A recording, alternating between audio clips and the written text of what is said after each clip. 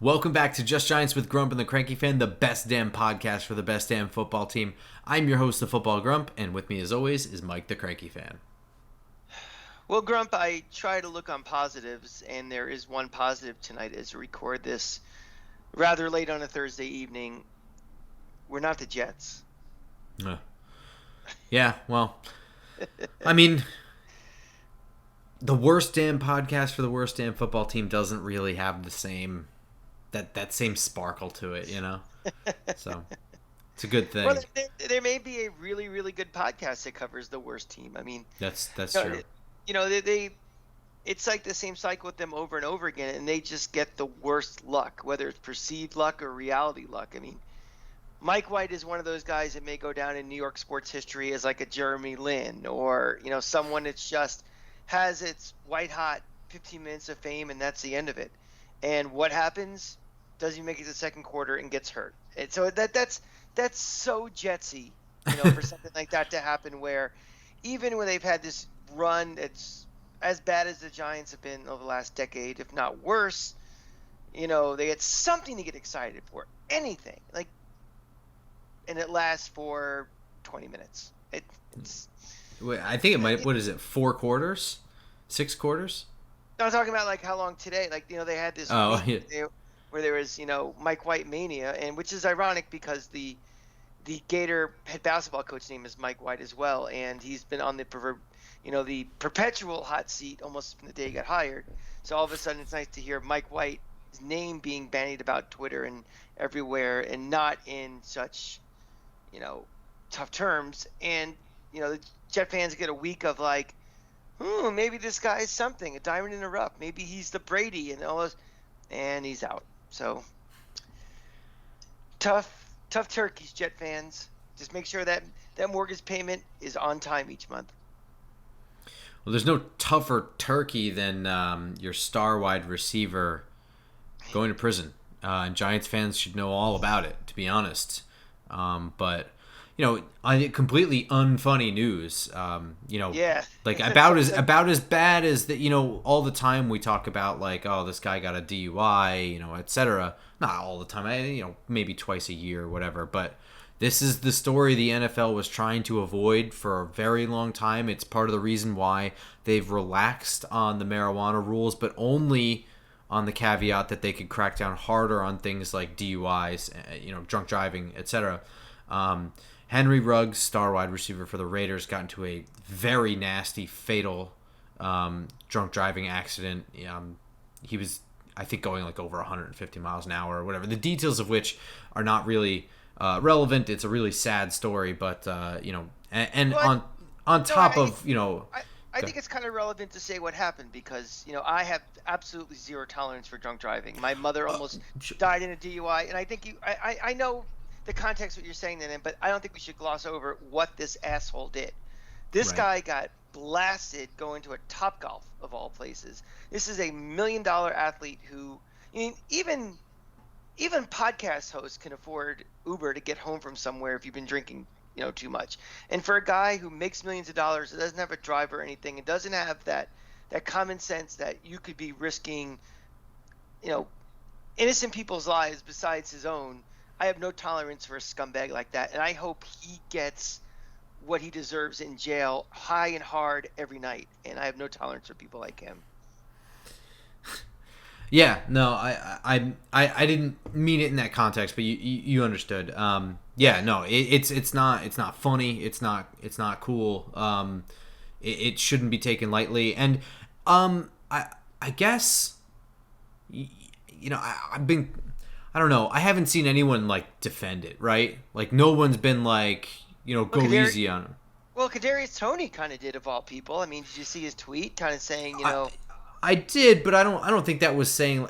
I don't think anyone was defending him. Yeah, it wasn't defending him in like how a defense attorney might to try to get him out of legal problems, but it definitely was casting a sympathetic light on a guy who, I'm sorry, that's not a mistake. That's a fucking decision that the guy made, and again, I have no tolerance for that. So, but Tony did take, he did zag a little bit by trying to support, a fellow player, and that's his right to do so. And you know, Yeah, I think whatever. it was more. I think it was more so like. I think the direction he's trying to go is like, look, he's not making excuses for it. Like, there's no need to keep telling him he's a piece of shit. Like, he knows. Like, he's only. I think that's kind of, but like in a more like, guys, you don't need to. He knows. Like, let's don't forget he's also kind of young and his life is now ruined. Whatever. Like, kind of And thing and was not and defending Kadarius, anything. and Kadarius Toney is young, and he'll learn that you may not want to wade in waters, but you may be able to swim in. That was kind of you know if that's his opinion, that's fine. But I think that's an opinion you may want to keep to yourself, because you're gonna be perceived as being on the wrong side of history for comments like that. So that's just my take on Kadarius Toney. Yeah, I think I get what he was trying to send. I don't know that it was worded in a way that could be interpreted the way he wanted it. You know what I Right. mean? Yeah. Yeah. I think I know where he's aiming, and I don't even think that I can articulate it really well. So probably should have just been. Kind of But eat that one and move on. Yeah. yeah, but in terms of this game, to put it in Sunday terms and not your 365 days out of the year terms.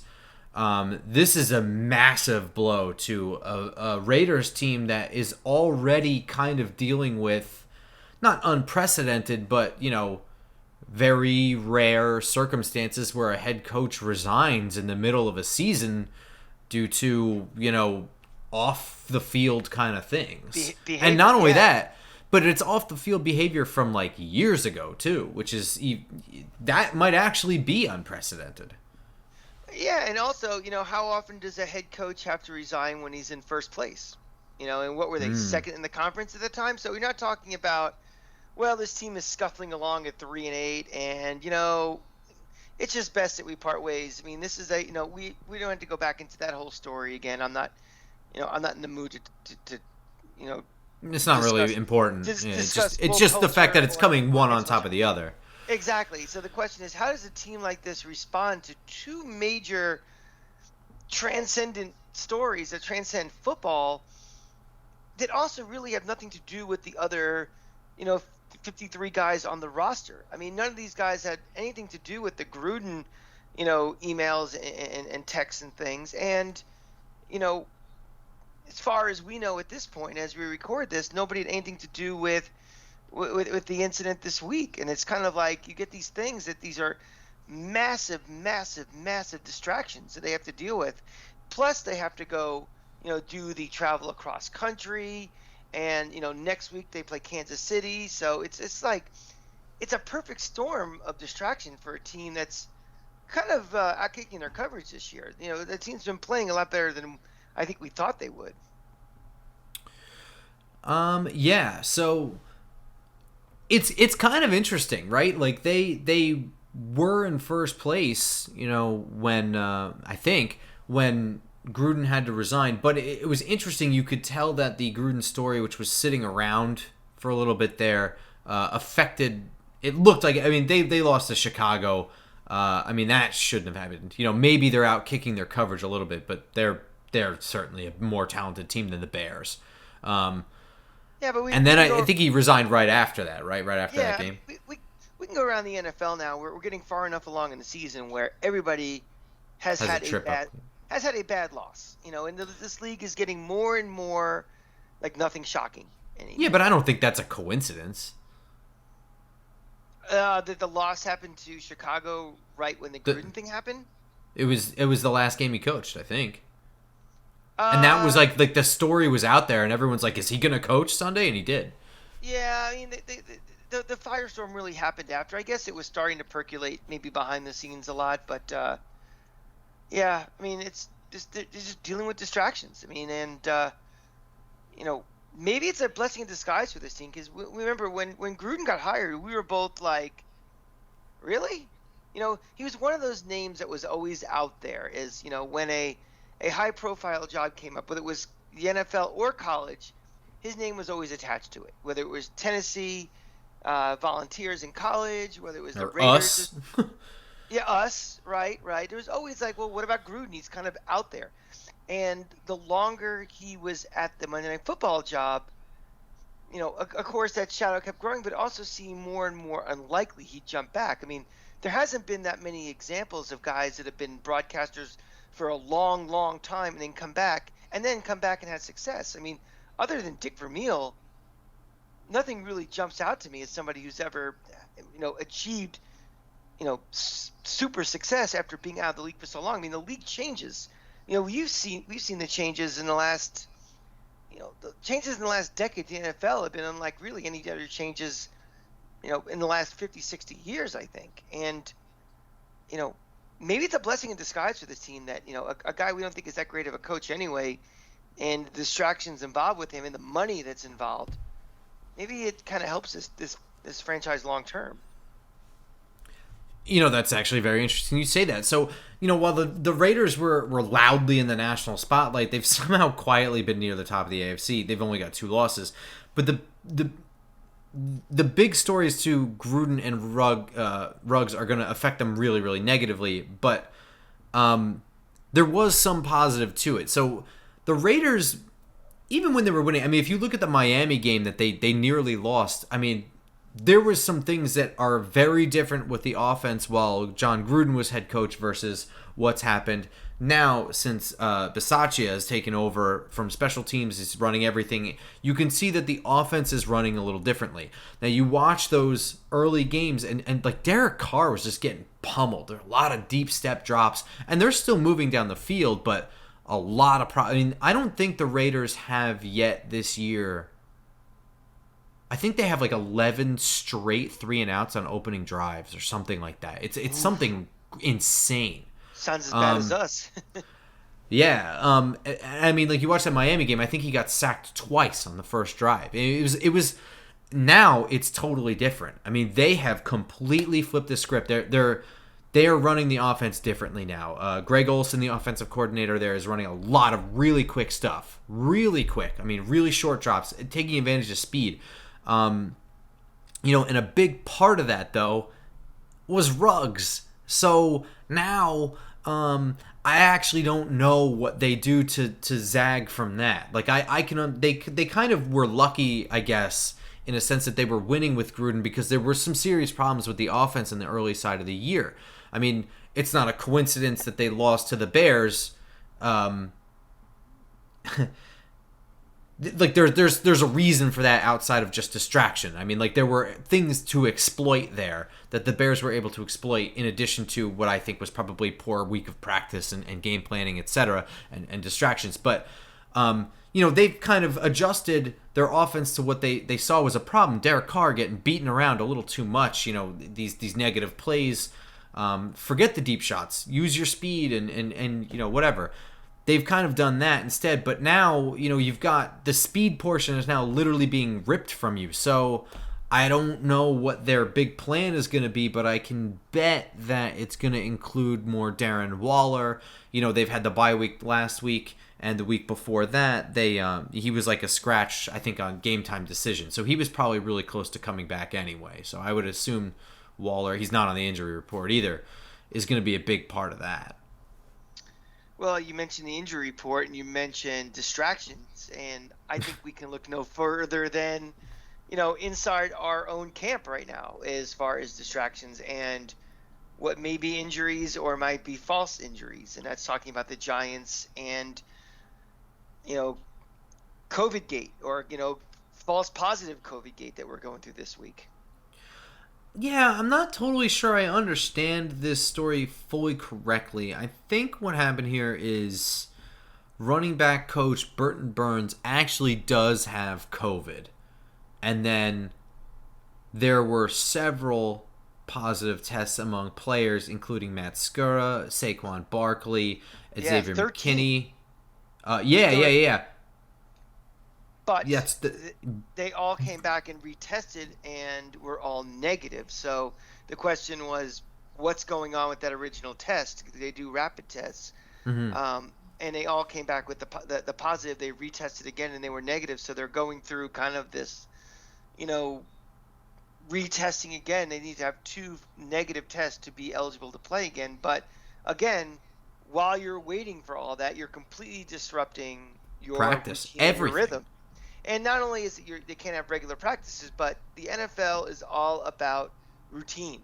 You get into a routine every week. You do this on Monday, this on Tuesday, this on Wednesday, et cetera, et cetera, et cetera. And this week has been all jumbled, you know, all over the place. And then you throw in the fact that they had the short week for playing on Monday night, which you have a condensed schedule. Who knows what the headspace and the preparation is for this week coming up? It could be, you could have two teams that are just walking around in a fog for all we know. Yeah, and I guess you mentioned the short week and all these things in practice. Like, practice is so regimented down to the second. I mean, everything, every drill, everything down to the second. So when you don't have a running backs coach there and you've got somebody, your assistant running backs coach or somebody else is handling the running backs that day, the milliseconds of delay from them not knowing what to do next or just not being as used to that, like, it affects everything, man. And then on top of that, you have the obvious, right? Like, Barkley's not practicing. Gary Brightwell's not practicing. Xavier McKinney can't practice. That's your starting safety. Matt Skura is your starting left guard. He's not practicing until today. He was a full participant. So it jumbles up really everything. And you're just trying to instill a game plan on a short week, and now you've got subs in there, and that sucks. And on top of that, the Raiders are coming off of a bye. And also you're playing back-to-back, AFC West teams. So it's not like you have this intimate knowledge of a team. It's not like we're playing, Washington, where, we know all the personnel. We know the schemes. We know their tendencies. This is kind of like, all right, we haven't played the Raiders since they played in Oakland. We haven't played them in a while. We don't know. It takes more film study and more game planning and more practice to be ready for a team like that, and we just don't have it now. And you're right. Las Vegas had a bye week. So they, never mind a short week, they had a bye week. More time to rest up, more time to kind of get past the Gruden controversy and maybe a little ahead of the game to deal with this controversy this week. So everything is pointing against the Giants right now for, chances for success.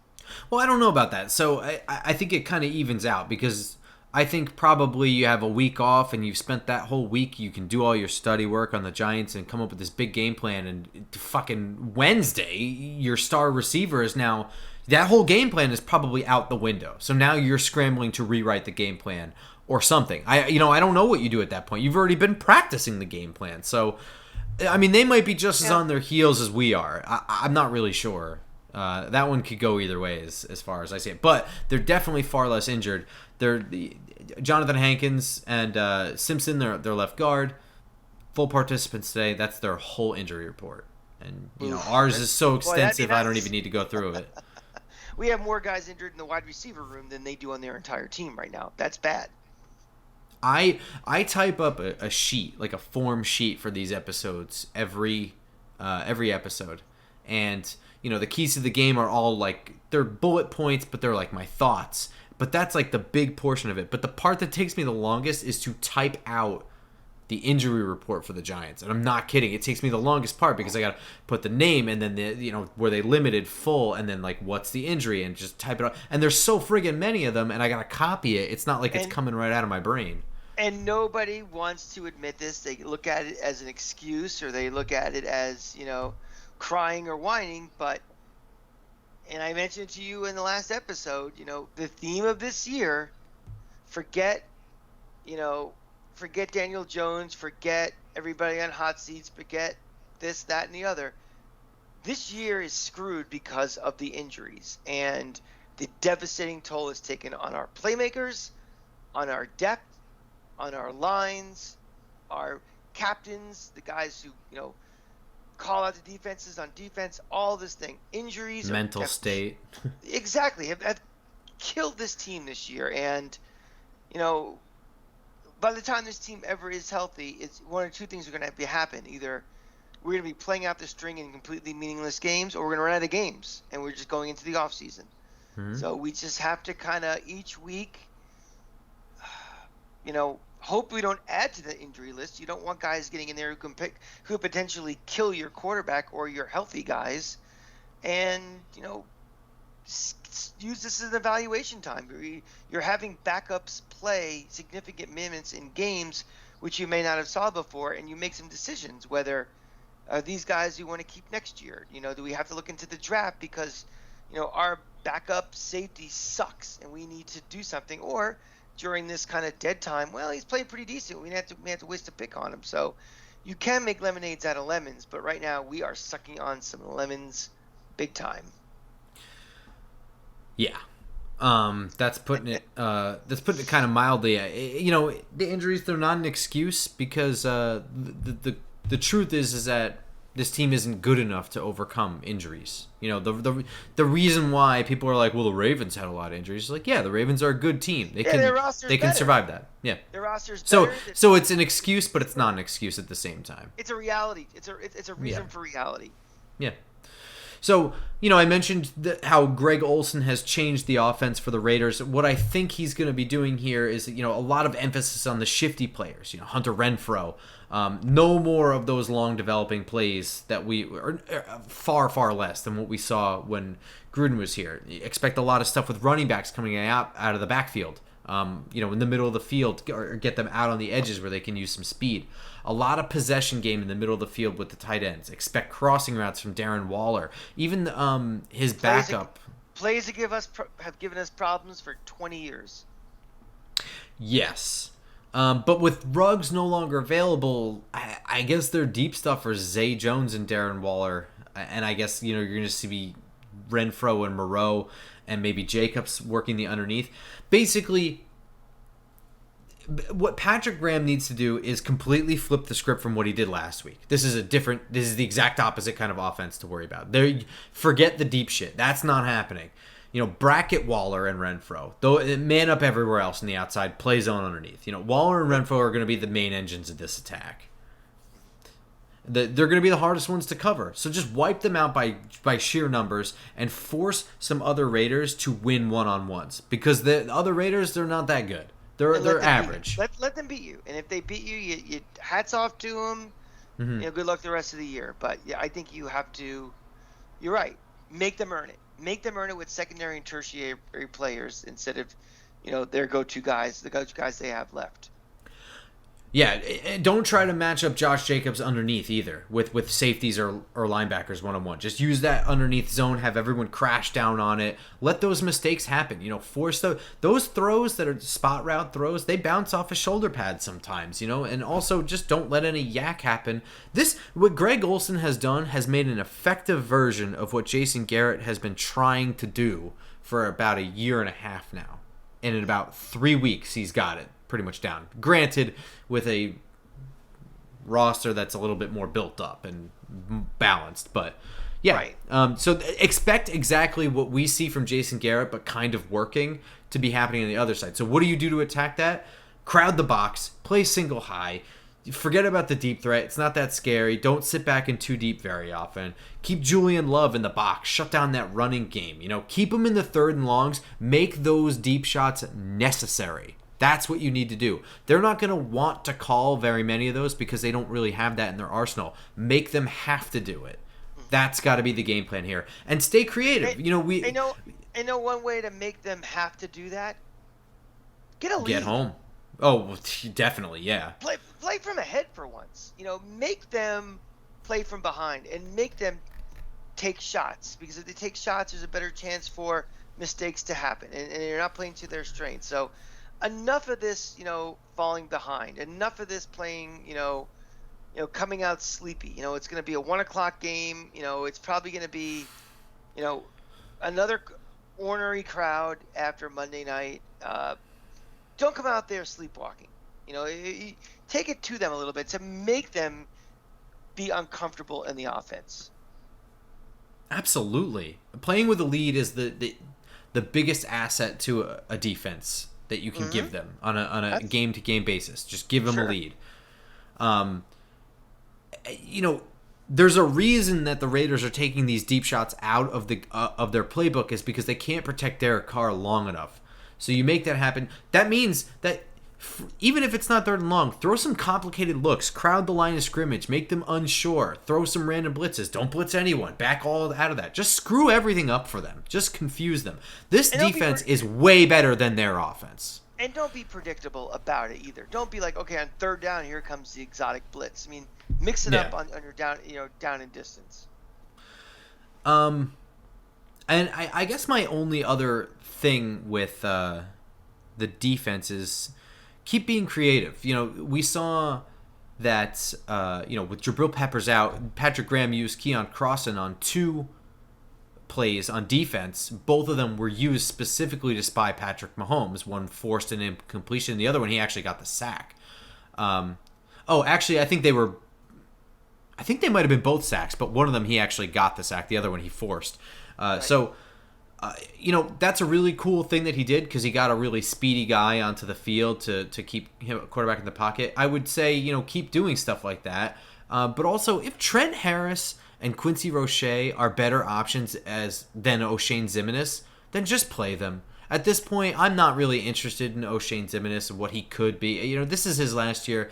Right now, Quincy Roche was kind of picked up on the waiver wire, thrown in there. He's also a rookie, by the way, and already looks better than O'Shane Ximines in pretty much all facets of the game. His window is pretty much over at this point. Yeah. On offense, I would say the Raiders actually have a pretty decent defense on all levels. So they're pretty average on. There's no particular weak spot in my opinion. So my thought is probably to just keep using the speed that we have on offense to our advantage. I mean, right now, if there's no weak spot, then just press your advantage. And for us, that's got to be speed, right? With your John Ross, Darius Slayton, Kadarius Toney. That's what we've got. And we're assuming Kadarius Toney's going to play, right? He was limited, I think, in practice this week, but we think he's going to play. I think so. Yes, he was limited. It's still that thumb injury. It is a pretty bad gash, I guess, but I have to think that he's, even if he has having trouble catching, don't you think they'd throw him out there? Even to be a decoy as well. Yeah, that's what I was going to say, yeah. Even if he can't catch, I would assume that there's a benefit to just having him, even if he's on jet sweeps, because you don't have to catch if you just put the ball in his hands. Right. There's that too. But just having him out there and being the threat of him, that changes, how you're covering him, how you're covering other guys. Because we're gonna have no Galladay, we're gonna have no Shepard, so those 2 guys are out. Is Galladay officially out? I believe he's officially out. I believe so. Don't take the Cranky Fan at Well, hey, everything is up in the air. We had Sterling. We did the episode last week. Sunday night, and we would have told you Kadarius Toney would have been out. Right. And that on Thursday if we had done that game. So we'll see. But I think speed has to be the advantage here. Send verticals and deep crossers when shooting big. Find your one-on-ones. That's Daniel Jones. If you see a one-on-one that you like with speed, just take it. Call that audible. That's got to be because until Andrew Thomas is back, the random chunk plays that we get, in the Chiefs game, John Ross got interfered with by Sorensen, but still made a deep catch. It's just kind of a bomb for a one-on-one. The other one, Kadarius Toney just getting totally lucky where the defender slipped and fell in what would have been an easy pick 6. And then, those chunk plays that happened, the Devontae Booker one was just a really good screen and run after the catch. Those chunk plays were like the entire offense. And it's going to be like that without Andrew Thomas. And hopefully it's this game and next game, right? And then a bye week. Or is it just this game and then the bye week? We have the bye week next week, yeah. Yeah. So this is the last game, hopefully, without Andrew Thomas. The thinking is that by the end of the bye week, he'd be good to go. So, yeah, attack the outside with screens, zone read runs. This is a good time to get the running game going. We saw a couple flashes against the Chiefs. I think their defensive line is better than the Raiders' defensive line. They're a little not so good against the run. I think we could kind of work that there. But at the end of the day, this offense is going to be this offense. Use speed. Evan Ingram on crossers in the middle of the field. Maybe Toney too. You're going to need to throw some trick plays in there too, I think. Yeah, I mean, at the end of the day, this offense is what it is. It's an offense that is crippled by having its playmakers injured. And Yeah. I'm throwing Andrew Thomas in that playmaker bucket. The Yeah, guys who, because it directly affects Daniel Jones. yeah, the guys who make a difference on this offense are not in this offense. You have to kind of cobble together something to make it work. And against this Raider defense, I can't see much of anything really happening. I'm very concerned about this game. I'm worried about the implications from that Monday night game because that was a winnable game. If you just get blown out, you kind of, it's like, whatever. But when you have the chance to beat the AFC champions in their house in front of a national TV audience, and you kind of muck it up, so Yeah, you fall can't win apart. it, I think that's when locker rooms start to get ugly, and you get different camps, and you start hearing coaches tune out. Any real hope of making the playoffs went away last week. It was a game that you could point to a couple of things and say, did the coaches put us in the best position to win? Yes or no? I wouldn't say that definitively, but there's definitely some decisions with clock management and timeouts where if things are starting to go south, they seem a little more magnified if you're in the locker room. And I think we're at a very dangerous point in the season right now for the Giants, where some guys may be starting to make business decisions. People, they all survived the trade deadline. Nothing happened. That means they're stuck here, and they have to kind of get through the rest of the season. So as far as a prediction for Sunday, I like to be an optimist. I'm a realist. I don't see the Giants winning this game. I seem like a broken record every week. I'm picking against the Giants, but the combination of who we're playing, when we're playing them, there's a bye coming up. This team is probably looking forward to a little bit of a break. Also, there's nothing really to play for as far as standings or division titles or playoffs. I see this team coming out very flat again, and I see us losing 21-10.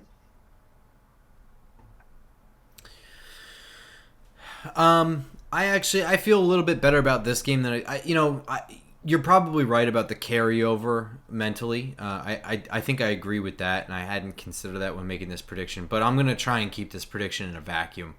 Just looking at what we're dealing with here, and I think the blow of Henry Ruggs is a big deal for this Raider team.